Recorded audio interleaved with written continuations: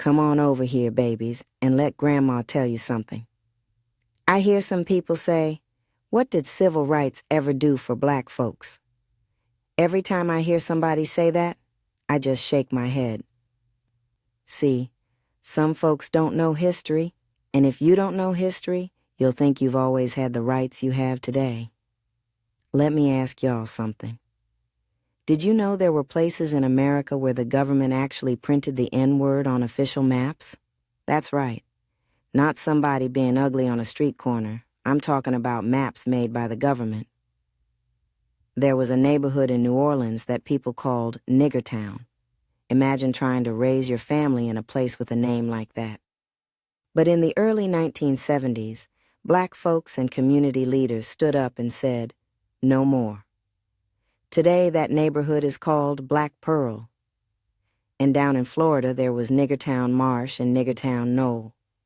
Those hateful names stayed on official maps until 1992.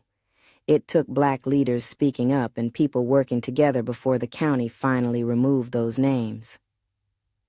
Then there was Niggerhead Mountain out in California. Can you believe it wasn't renamed Ballard Mountain until 2010? And over in Texas, a place called Dead Nigger Draw wasn't renamed Buffalo Soldier Draw until 2020. They chose a name that honors the brave Buffalo Soldiers instead of keeping a name built on hate. Now, doesn't that make you wonder? Why did it take so long? It took so long because changing a law is easier than changing a person's heart. But here's what I want you babies to remember. Before the Civil Rights Movement, black people could complain all they wanted, but many times nobody in power had to listen.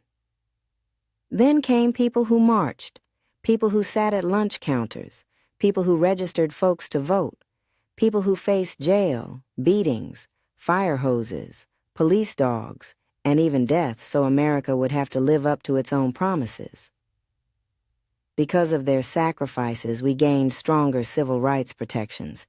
We gained more access to the courts. We gained the power to organize, to petition our government, to challenge injustice, and to demand change. That didn't erase racism, but it gave us something we didn't always have.